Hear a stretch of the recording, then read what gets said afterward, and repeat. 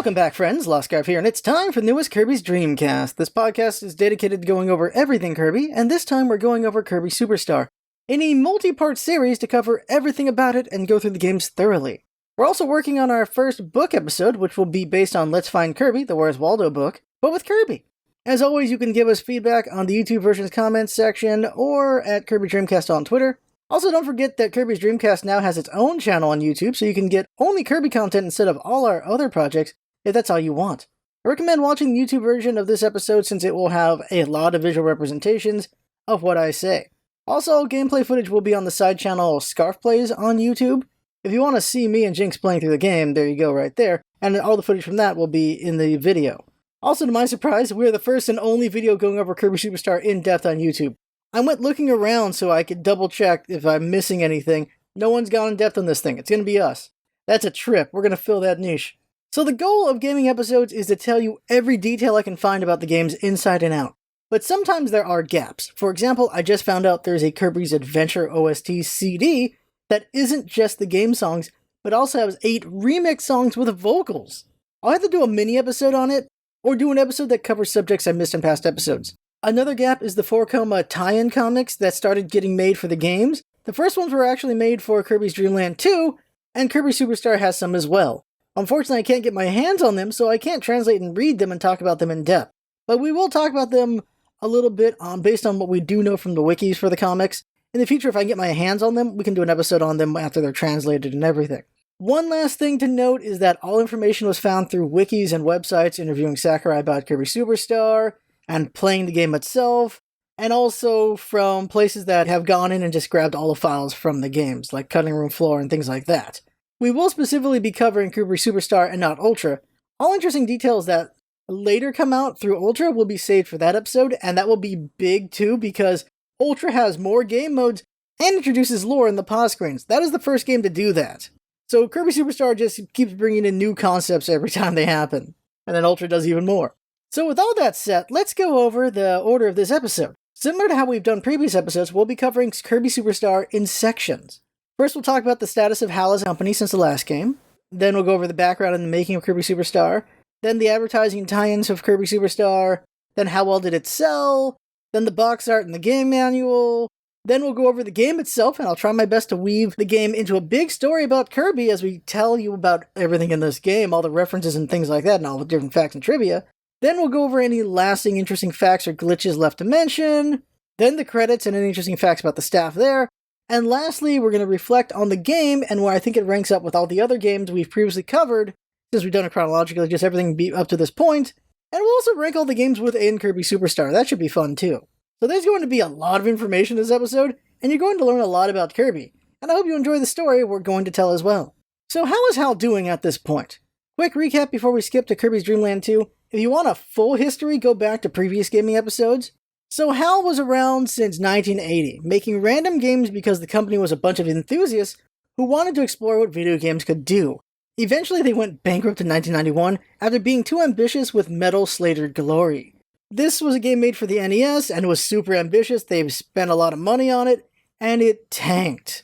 So Nintendo bought their debt and made them into a second-party company and put Satoru Iwata into the president spot for HAL.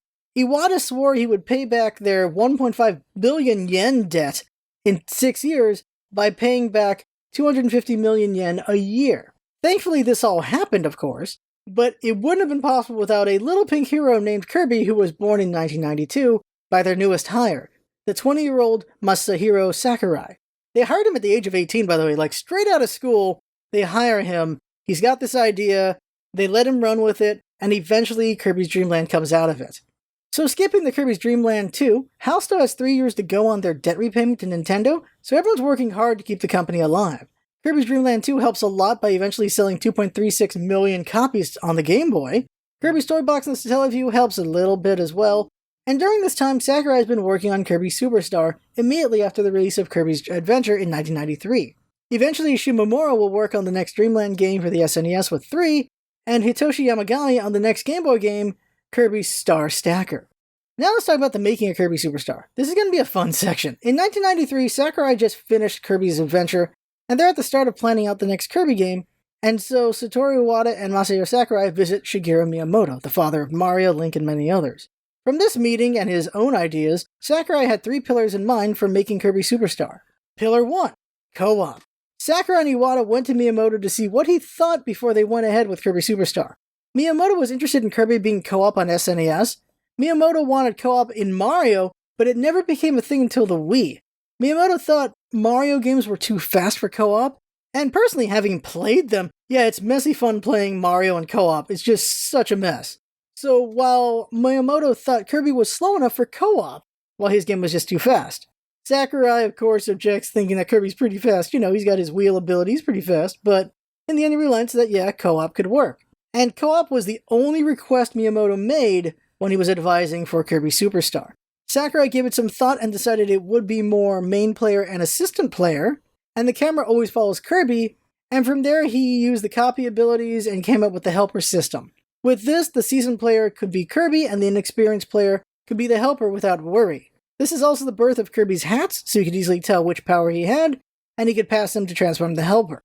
The second pillar was fighting game similarity. Sakurai gave enemies toughness because when everything was one hit to die, Kirby did everything and the helper just watched. He also gave the abilities more than one move, so it was more versatile, and more like a fighting game. If you didn't know, Sakurai was a big-time fighting game player, going as far as 50 wins in a row against others in arcades. Sakurai really likes fighting games, which makes sense when you see him with, of course, Smash Brothers. And the third and last pillar, the omnibus. At the time, the trend was that long games were the best bang for your buck. Long games could go also way too long to the point that you didn't finish the game. So Sakurai wanted to make the antithesis. Instead of some long journey, you would have a collection of short stories, thus the omnibus format. 6 main games, 2 sub-games, and a boss rush mode. This was the plan from the start, and there was a 7th main game, but we'll get to that later.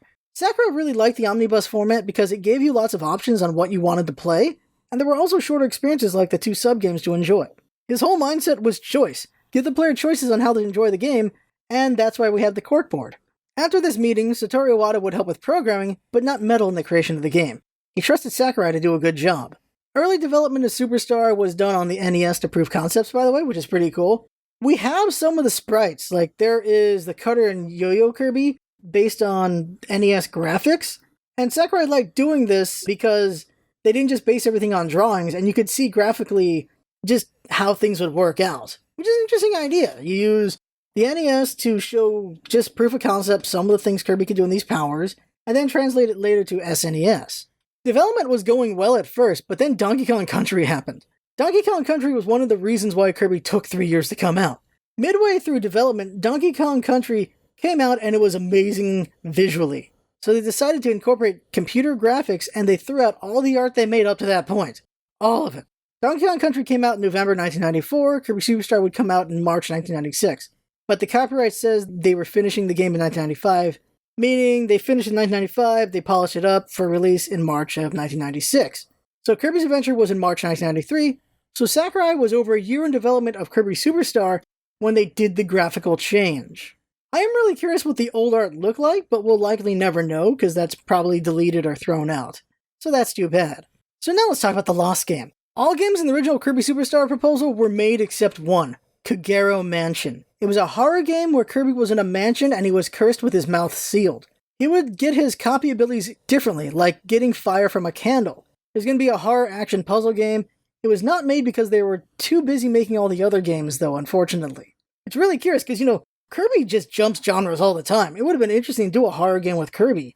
And having played Clockwork Tower on SNES, scary games can be made on the SNES, so that would have been interesting to see. Something else to mention is the demos in-game. When you leave the game idle, you'll see gameplay of the game, and that is all Sakurai playing the game right there.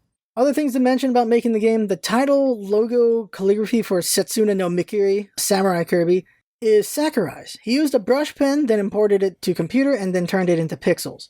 He's also the third voice of Kirby. He yelled out Chesto! Chesto! In the music room for Kirby's third mic attack. The window was open a little, so people outside looked at the HAL office, and Sakurai could see them looking at him. It was just people working the farming fields outside. And on this note, I'll mention real quick, the first ever voice of Kirby is Mayumi Tanaka. We do not currently know who was the second voice of Kirby. That would be the one who did Tedia for second mic attack. Sakurai being the third, and the fourth is the one we all know as Kirby's voice now, Makiko Omoto, who got to voice Kirby and Ness in the first Smash Bros. Game. The current guest is someone on staff, did the mic attack, and I'll make a guess on who that is in the credits section in the future. By the way, Kirby Super Star nearly maxed the cartridge in memory size. To save space, they used palette swaps on enemy colors between enemy and helper, and did the same with some of Kirby's powers like Beam and Mirror. Let's go over the scrap powers.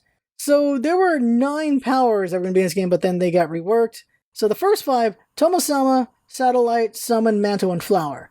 Flower was a shout out to Panel DePon's character Lip, which he referenced in Smash Bros. With the flower weapon. There was also Grenade and Rush, which became Bomb and Fighter. And Card and Donate became Magic Kirby in Amazing Mirror and Doctor in Kirby Planet Robobot. So out of those 9 powers, 5 were scrapped completely, and 4 were changed. Something cool is that there is concept art for 5 of those powers, which are Rush, Wing, Card, Flower, and Mantle. So I gotta mention this, some people like to think that maybe Kirby Super Star was Sakurai's planned last Kirby game for him to work on before moving on to other projects. This is because this would be his 3rd game in a row he'd made, and later on in years, Sakurai would complain about people always assuming his next game was going to be a sequel. This was stated in 2003, so years later, after he made Kirby's Air Ride, but it holds true. If you want to be a creative person, you don't want to do just games for one character, but Kirby is his baby, and he was expected to do that because they needed to save Hal. Unfortunately for Sakurai, he's mostly known for making lots of sequels to 2 game series. It's an unfortunate truth for Sakurai since he went on to make Smash Bros. And didn't touch another Kirby game for 6 years when he helped make Kirby Nightmare in Dreamland, which was a remake of Kirby Adventure. His last game, of course, would be Kirby Air Ride before leaving and making Mateos and Mushi King, the King of Beetles, and then returning to make Smash Bros. And trying again with Kid Icarus Uprising before doing 2 more Smash Bros. So you see Sakurai trying to do original IPs or do other people's art properties, and then he ends up going back to something he's known for, like Smash Bros. Or Kirby. It's unfortunate for him, but it's what he does. He's just really good at making things that other people want him to make. Now here's an interesting quote from Sakurai about how he makes games, that is, there are all kinds of game genres, like fighting games and puzzle games, and each one has its own fun core. First I try taking away everything unnecessary around that core, then it's like I place the fun core somewhere else and build around it again. Which makes sense, because the thing is, he goes, okay, here's Kirby, and here's this genre, let's see how we can build Kirby around that genre kind of thing. Like, what are the core fun things about this genre? And let's put Kirby around it. And that mindset goes on to Hal as well, considering the many genres Kirby has been in. Kirby, of course, did racing, Kirby has been in fighters, Kirby's been in pinball, has been in Dream Course, so putt-putt golf. Kirby's been in a lot of different game ideas, Breakaway, and so that shows just the core idea behind it with Kirby. And it works perfectly for Hal, because Hal is enthusiasts who like to make different genres in different games, so Kirby works perfect for them. Think about it now, Kirby was this placeholder character, and he just works for everything. So with the game finished, Sakurai still needed to figure out the title. The first name was Kirby the Stars Active, because of how active the game was. Fortunately, the creator of Earthbound, Shigesato Itoi, was hanging out and suggested Kirby the Stars Super Deluxe. In Japan, they actually sold the game in a Paulonia box with a burnt seal to show how rich in content the game was. High-priced items like high-grade sake were also sold in similar boxes. When the game finally released on March 21st, 1996, a 3-year gap after Kirby's Adventure, Masahiro Sakurai was 25 years old. In the US, it would be September 20th, 1996, and in PAL regions, January 23rd, 1997. The PAL region we know is Europe, Africa, South America, Asia, Australia, all those places. If you listen or watch this episode on release, you'll see that we made this episode to release on the 25th anniversary in the US. By the way, that means Masahiro Sakurai is 50 years old now. Wow, he has been doing gaming since he was 18 years old, like developing games. He has been in this forever. Wow. Will that man ever rest is the question. Now let's talk about advertising and tie-ins for the game. So let's do the commercials first. In Japan, Kirby Super Star's commercial was 2 muscular guys running together while holding hands and saying Kirby-chan over and over again. Kirby-chan. One guy has a Kirby on his head while the other guy is just a dude. And they cut in footage of the game with an announcer mentioning that there are 6 games in there and it's on the Super Famicom.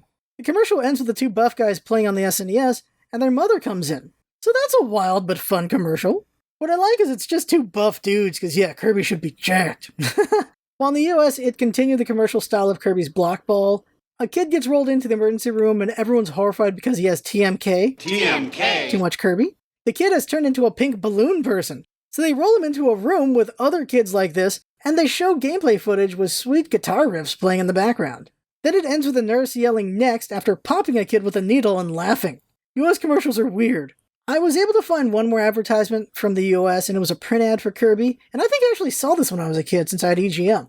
It's a hand saying, "You like Kirby? Have s'more." And it's holding a graham cracker, Kirby as a marshmallow, and chocolate under Kirby, and they're giving it to you, to the reader. And Kirby looks mean, because of course he does. The exact words in the advertisement is, "Get ready for a smorgasbord of Kirby action. Kirby Super Star, 8 tasty games in 1, and this time the softie has an edge. Now he not only eats his enemies, he can take their powers, 23 to be exact. In this world, you are who you eat. Chow down on a ninja and Kirby goes kung fu fighting. He can even hawk up the bad and use them as helpers. So prepare yourself, because this time the marshmallow's doing the roasting." By the way, ninja does not give fighter ability. Ninja gives ninja ability. I don't know why they said it that way, but they did. It's interesting that they know there's 23 powers, but then they mess that up. The US just really like making Kirby edgy, and one of these days, in the deep future, we'll do an episode on edgy Kirby in comparison to Japanese soft Kirby, and eventually the US eventually going into soft Kirby. As for tie-ins, I mentioned it earlier, the Kirby Yonkoma or 4 Koma comic anthologies, they were made by Enix, the company before it merged with Squaresoft to make Square Enix. There were 3 books for Kirby Super Star, and they followed the game while being quite funny is my understanding. The first is Kirby of the Stars 4-frame Manga Theater 3. The cover is Beam Kirby leading an army of helper friends.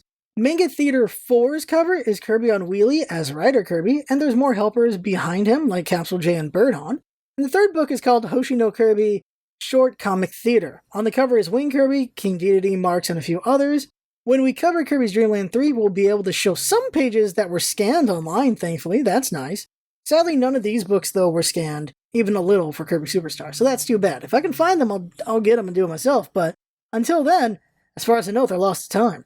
Now let's talk about how well the game sold. Well, unfortunately, Kirby Super Star came out 3 months before the N64 came out, so it didn't have a great start. Ultimately, Kirby sold 1.44 million copies. Had Kirby been able to release maybe a year earlier, it potentially would have done a lot better. Unfortunately, this trend will continue into the future with Kirby's Dream Land 3. It's actually the 8th to last game to come out on the SNES before the SNES got discontinued. Fun fact, the last game to come out on the Super Nintendo is the SNES remake of Metal Slater Glory. Yup. Reception, however, was very good. Superstar graded highly with most groups, and is fondly remembered as a favorite for many of the older Kirby players today. For some, it is the best Kirby game of all time until the DS remake Kirby Superstar Ultra improved on it. Ultra actually is one of the few games I never played, and it'll be interesting to compare the two when I play it for its episode in the future.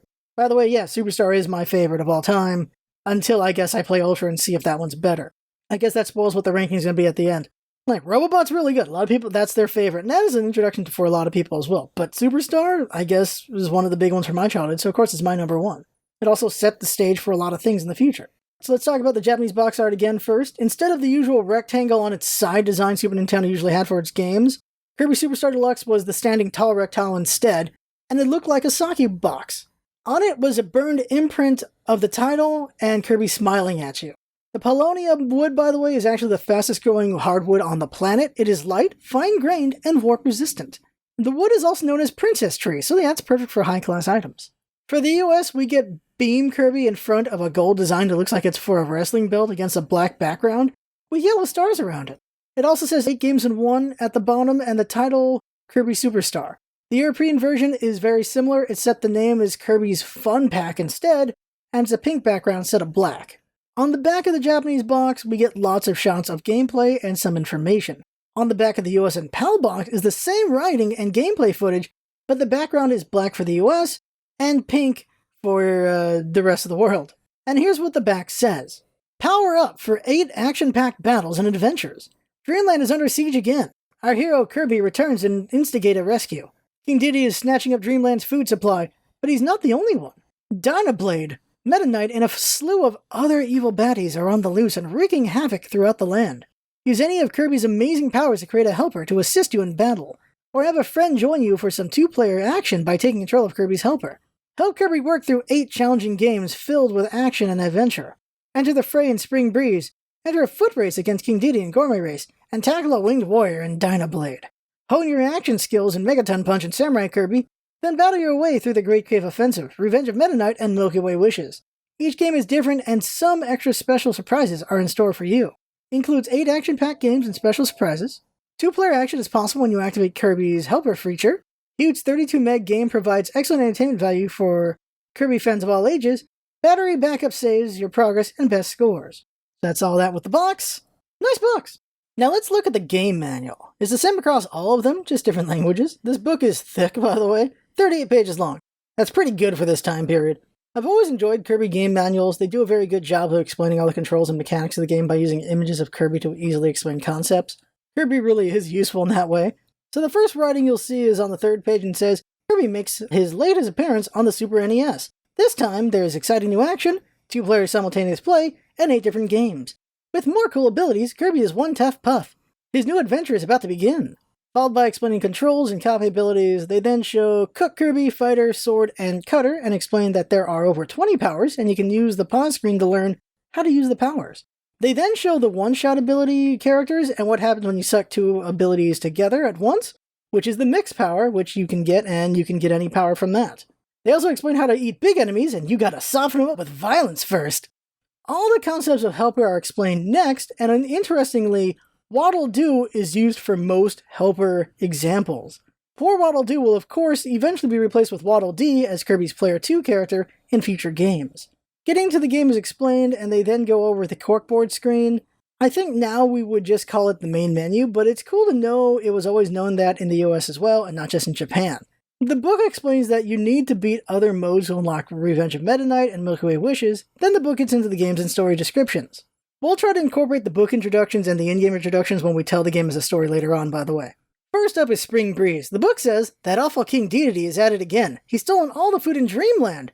The inhabitants don't like being hungry and have asked Kirby to help. The new adventure begins. This is, of course, the first adventure beginning, actually. Spring Breeze is like an HD remake of Kirby's Dreamland.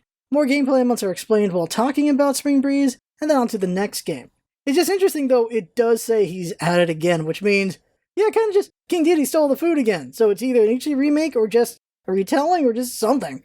Or you can just say King Dedede just did it again. Next one, Dynablade. The book says, a strange bird named Dynablade has come from the mountain and ruined the crops. Unless Kirby can stop him, Dreamland will be devastated. Yeah, the citizens don't know she's a lady yet. More concepts are explained and bonus chances shown. What's nice is the manual tells you there are hidden switches to unlock secret rooms to get whatever power you want. Third game, Gourmet Race. The book says a large fruit orchard is filled with food. Kirby heard about the orchard and journeyed there, but King Dedede was waiting for him. Now all Kirby has to do is win the Gourmet Race. Piece of cake, right? And then the mechanics of Gourmet Race are explained in the book. The objective of this game is to beat King Dedede to the end of the race and to eat more food than him. There's also a time attack mode where you can race your best time, and next time you play, a star will represent your best run. Now for the fourth game, the Great Cave Offensive. While on a picnic, Kirby fell into a huge cave. Rumor has it that this cave is full of treasures. Can Kirby find all the treasures and make it out of the dangerous cave alive? We shall see. Then they explain the treasure-making mechanics and explain that there are 60 treasures to find. Then the fifth game, Revenge of Meta Knight. One of Kirby's old foes, Meta Knight, has built a giant ship and is planning to conquer Dreamland. It's up to Kirby to destroy the ship, defeat Meta Knight, and save Dreamland. Good luck, Kirby! They then explain that this game will have messages from the enemies sometimes, which are helpful hints, and that this game has a timer on it. Because if Kirby takes too long, then conquest happens. And lastly, the sixth game, Milky Way Wishes. The Sun and Moon had a huge argument. Because of this, the days and nights in Dreamland are mixed up. It's up to Kirby to solve this dilemma and restore order to Dreamland. Then all the special power mechanics of Milky Way Wishes are explained. Then the manual goes over 2 sub-games, Megaton Punch and Samurai Kirby, and how to play them, no special descriptions. Then how Game Over and Continue works. Then showing various items and other things like blocks, cannons, posts, elevators, and more. Lastly goes over your curious choice of enemy characters, and I'll read them for you. First up is Poppy Bros Sr. He jumps left and right while on screen and throws bombs. Wispy Woods, a gigantic tree that attacks by dropping apples or spitting air bullets. Cook Kawasaki. He'll try to catch Kirby with a spatula and cook him, which is incorrect, he uses a pan. Wheelie. Wheelie crashes into Kirby at high speed. When he's a helper, he can carry Kirby. Fatty Whale. A huge whale that moves vigorously to attack his opponent. Sir Kibble. A tough enemy who is master of the sword. Dynablade. A gigantic bird who can attack his opponent by either stretching out his neck or grabbing with his claws. And King Dedede. He'll open his big mouth and try to inhale Kirby or hit him with his hammer. After that, the manual is done, and now it's time to talk about the game itself. Wow, was that a lot of information up to this point. So before we tell all this as a story, first we gotta go over the things we can't, like describing the corkboard and tutorials. When you first start the game, you'll get Howkin and Nintendo nameplates, then the classic opener of Kirby coming in on a star.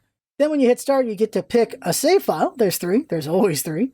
And as you play the game, a different Kirby appears at the bottom of your save file, and you see percentages progress through the game, ultimately hitting 100%, which was introduced in Adventure. And there's a big star for each major game, and eventually when you beat the hidden game of Arena, that will show too as an EX star. When you first come in, there's a corkboard with all the games available, except Revenge of Meta Knight and Milky Way Wishes and the Arena. As you beat games, later games unlock. When you start a game, you get another introduction to the game, and if you don't press start immediately, you're treated to a short story introduction and eventually a demo featuring Sakurai's gameplay. Once you hit start, the game will ask you if it's your first time playing, and if you hit yes, you get an in-depth tutorial, and if you hit no, you get a short tutorial on how to play the game anyway. So either they hold your hand for a while, or for a second, but no matter what, they hold in your hand. Kirby's touchy-feely after all. So the first game is called Spring Breeze. The reason for this is that the game manual in Kirby's Dream Land described Kirby as a youth who came with the spring breeze. So the title is based on that. By the way, some Kirby manga open with that as well. Someone feels a spring breeze, and then Kirby appears. Interestingly, Sakurai considered not giving Kirby the copy ability in this game, so it would be just like Kirby's Dream Land.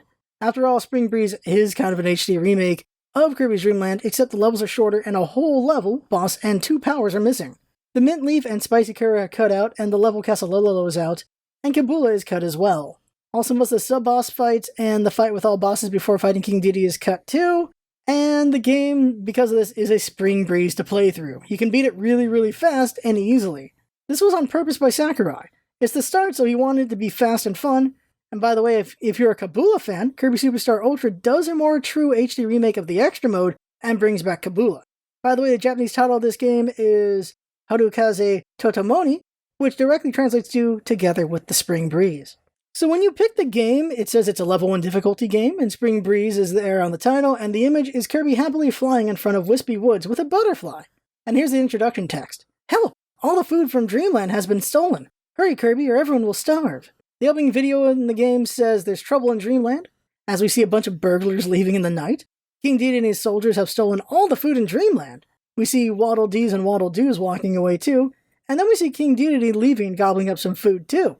Then we see the next morning and Kirby jumps on a star and flies after them as the game says, "Here comes our hero Kirby, riding in on the spring breeze. Let the adventure begin." So let's tell the story now. Kirby first arrives in Green Greens and decides to play with some butterflies, but oh no! The butterflies play back hard. After getting away from the butterflies, Kirby starts his journey for real this time, and he encounters the first of many of King Dedede's soldiers he's going to face in this campaign. It's a Waddle Doo! The cute Waddle with one big eye. Kirby's been fighting these guys on every adventure he's been on. But Kirby decides he'd like to not be alone on his journey this time, so he sucks up Waddle Doo and gives him a talking to in his belly, saying, "Hey, King Dedede stole everyone's breakfast. We should get back everyone's breakfast." Waddle Doo thinks about his waffles and agrees, and they make friends. Now Waddle Doo's gonna help Kirby on his journey. They next run into a Cappy, the mushroom man who thinks Waddle Doo's on his side, but nope. Kirby takes Cappy's hat and then Waddle Doo gets in the way to help Kirby finish him off. Cappy really wishes King Dedede would stop making Kirby their enemy. Kirby then sucks up a brown bird who's flying around, who also regrets being in King Dedede's army sometimes, and Kirby's been beating up on brown Bert since many times on his adventures. With his familiarity with the area, Kirby goes into a secret area in a nearby hill and finds Sir Kibble trying to eat a Maxim tomato that Kirby was stashing here.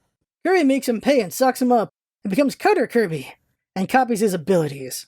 Cutter is one of the many powers Kirby's never going to stop getting in his adventures since Sir Kibble was always dutifully serving King Dedede. Someday Sir Kibble will find a way to give Kirby trouble, but it isn't today. Kirby has been working on his copy ability, by the way, and he's now able to manifest hats on his head, which is really handy here since he throws the blades from the hat instead of having to manifest the blades every time he uses his ability, like he did on his first big adventure a while back. This hat looks like a cute duck, by the way, and Kirby does use its parts as blades. Kirby shares his Maxim tomato with Waddle Doo, and they move on to slap down a Twizzy out of the sky nearby. Everything's feeling very familiar. Kirby has fought a lot of these Twizzies, by the way, since his first time in Dreamland. Kirby thinks, wow, I've been fighting these guys for a long time, while cutting down a Waddle Dee without realizing it. Kirby goes through a lot of Waddle Dees. It's like breathing for Kirby sometimes in these adventures. Kirby then grabs a familiar Warp Star and faces down the first sub-boss he ever fought, Poppy Bros Jr. and Sr. Kirby uses his big cutter combo, and together with Waddle Doo's big beam blast, the Poppies go down easily. Kirby's been fighting the Poppy Bros all his life, by the way, as he's been in Dreamland, and it looks like there's no end to this since they're always in King Dedede's employ. After some more fighting, Kirby decides to try to form a new power, and he sucks up a bomb-wielding Poppy Bros Jr. to become Bomb Kirby. He's got a cute blue cap on his head and bombs to blow everything up. Kirby first tries the bombs on a Grizzo. This is a bear enemy that the Piper Bros usually like to ride as mounts, and the Grizzo blows up pretty good. Grizzo is this big cute bear that wears a headband, and Kirby actually hasn't seen them since his first time helping everybody in Dreamland. After having some trouble in a tree hollow, Kirby decides to try out some new ideas with the beam ability. He manifests a yellow and orange jester hat on his head and a wand in his hand, and tries out new beam attacks, copying Waddle Doo a bit. Kirby actually hasn't used his ability since his first big adventure a while back. Together, the twin beams of Kirby and Waddle Doo lay waste to all foes, and eventually face down Wispy Woods. Wispy Woods has always stood in Kirby's way. Since Kirby knows Wispy is an ally of King Dedede's and lives near his home, Kirby always visits Wispy first. So whenever King Dedede causes trouble, Wispy knows he's the first line of defense. Whether he likes it or not, he's always the first line of defense. Wispy drops apples and Gordos at Kirby and shoots Wind Blast at Kirby as well, but Kirby, with the combined beam might of Waddle Doo, quickly make Wispy cry. Wispy gives up the Sparkling Star that King Dedede left in his care, and Kirby didn't even know King Dedede stole the Sparkling Stars either. Surprised, Kirby grabs the Sparkling Star and does a little dance with Waddle Doo. Kirby's like, oh yeah, he stole those last time too. Kirby then heads to the Float Islands. Last time Kirby went to Castle Lololo after Green Greens, but Kirby figured he might want to investigate the Float Islands first. At first arrival at Float Islands, Kirby decides to fish. He actually catches a blipper and sucks it up immediately, except, he also sucked up the hook and line, and has trouble pulling it out. Waddle Doo helps Kirby get the hook out, and then leaves to go back to his post at Green Greens. Kirby then decides he doesn't want to fight alone still, and sucks up a Knuckle Joe guarding the island. This Knuckle Joe is tan with purple hair and a red gi, and Kirby talks to him in his stomach. Hey, King Dedede stole everyone's lunch. We should get back everyone's lunch. Knuckle Joe thinks about his post-workout protein shake and agrees, and they make friends. Now Knuckle Joe's gonna help Kirby on his journey. He also gets a new look when he comes out of Kirby. Now he's blonde with lighter complexion and a blue gi. Then the first thing Kirby sees as they begin island hopping is another blipper, so Kirby goes and eats himself another blipper. Kirby wonders why a fish would need goggles as he takes their goggles and puts them on his head for underwater swimming. As long as Kirby's lived here, these blippers have always given him trouble, and also always had goggles. Kirby isn't done eating though, as he sucks up some nearby squishy guards. Another enemy Kirby has fought for a long time. These squids always get in the way, but they're pretty tasty in Kirby's mind. Kirby then heads into a familiar cave and runs into some kaboos who teleport in. Another enemy Kirby has been fighting forever. There are these weird Moai-looking heads that teleport and spin around to confuse Kirby, but all Kirby ever wonders is if maybe they'll taste better this time. Turns out no is the answer. They still taste like rocks. After some splunking and swimming away from exploding coconuts, Kirby finds an odd sight in the cave. A Chili! What's a snowman doing in this dank cave? Chili, the angry snowman with a bell collar and a bucket for a hat, remembers Kirby melting him and his kind many, many times, and he's come out here to fight Kirby already. Unfortunately, it doesn't go well for him, and Kirby chomps down to become Ice Kirby. Kirby manifests a cool ice crown and skates under a Gordo as he skates out of the cave. Kirby looks back at the Gordo in disgust, one of the few enemies Kirby has fought his entire time in Dreamland and can't defeat. Gordos are big metal spike balls that don't taste good and are very hard to break. Kirby then found a sparkly lollipop, the invincible candy. He gobbles it up and it makes Kirby hyper. Kirby shares some with Knuckle Joe, and it makes him hyper too. Together they dash through the next few areas on their sugar rush, completely ignoring everything on the way, including a Mr. Frosty they completely run over. The big fat blue walrus, who has been fighting Kirby since his first big adventure, went down easily. After coming down from the lollipop sugar rush, Kirby figures there's nothing here and takes a star to go check out Castle Lololo. They land close to the heart of the castle and Kirby first eyes a bomber, a sentient bomb with legs and a skull painted on its side. At the same time, Knuckle Joe decides to take a nap after all that sugar, so Kirby summons the Chili sucked up to help him. The Chili recognizes Kirby's strength and joins him in his fight. Chili went from wearing a blue bell collar as an enemy to wearing a red bell collar as a friend. Kirby then sucks up the bomber and gains Crash Kirby. The power overflows inside Kirby. He hasn't felt this strong since his first big adventure. He's not sure how long he can hold it. Kirby wants to hold on to this power and use it on King Dedede as he rushes off and avoids new enemies. But then he gets trapped by Lololo and Lalala. The pair haven't fought Kirby since last time he visited, and they want to win this time. Unfortunately for them, Kirby can't hold it anymore, and the power overflows out of Kirby, and it crashes outside of him into everything around him, instantly knocking out the couple. They cry and give Kirby the Sparkling Star and then run away. Kirby, relieved, grabs the Sparkling Star and dances with Chili. Kirby surmises that so far he's fought two of King Dedede's stronger allies, and they each had a star that King Dedede stole, so there must be more stolen stars. Kirby decides to check out the skies next and heads to Bubbly Clouds. Up in the clouds, Kirby feels a draft and might be developing a cold. Kirby sneezes and some stars fall. Oh no! Kirby sneezes again and a star bounces off his head and then bounces on him again, knocking him into the clouds. Oh no, for sure. Chili hurriedly pulls Kirby out of the clouds and gets really tired from it, so Chili needs a nap. So Kirby waves him goodbye and searches for another friend to make. This time Kirby runs into Blade Knight. Blade Knight wears blue with a red visor and a red tassel and attacks Kirby, but Kirby's too fast and sucks them up.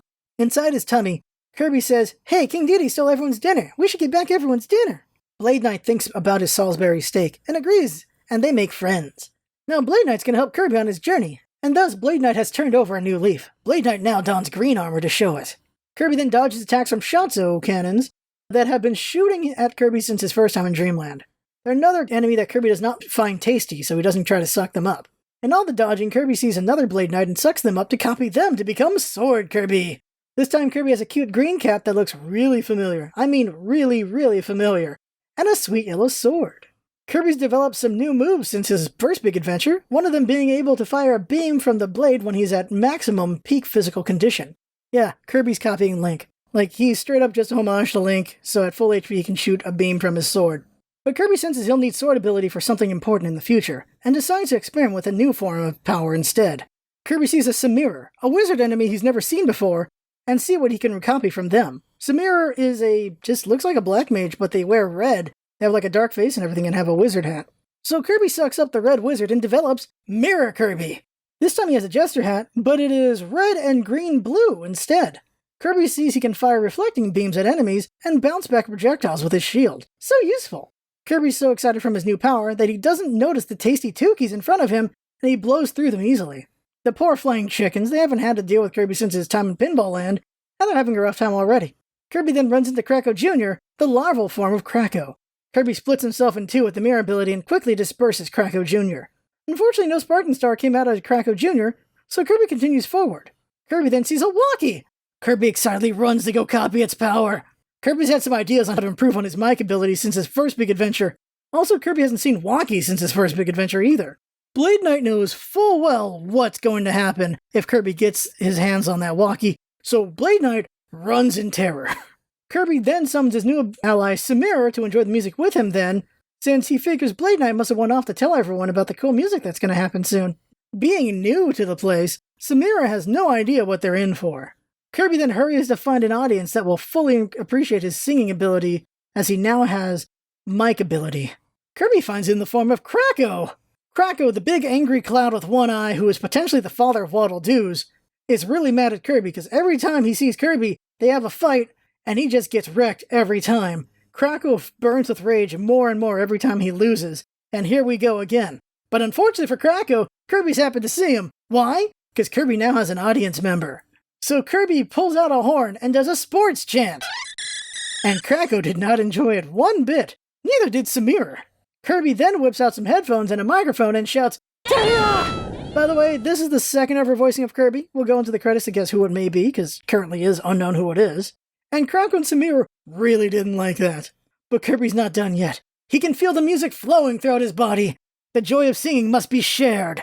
Kirby whips out a mic stand and puts on a mohawk and makes sure everyone in Bubbly Cloud's gonna hear him rock. With a big bout shout of Chesto! Kracko was blown away, and Samira somehow barely hangs on. Kirby thinks Kracko left to go tell their friends about the great singing, while Kracko is thankful they're blown apart for now so they can't hear anymore. To Kirby's surprise, there's a sparkling star in Kracko's possession. Kirby grabs it and has a dance with a weary Samira. By the way, in case you didn't hear earlier, that Chesto was voiced by Masahiro Sakurai himself, making him the third voice of Kirby.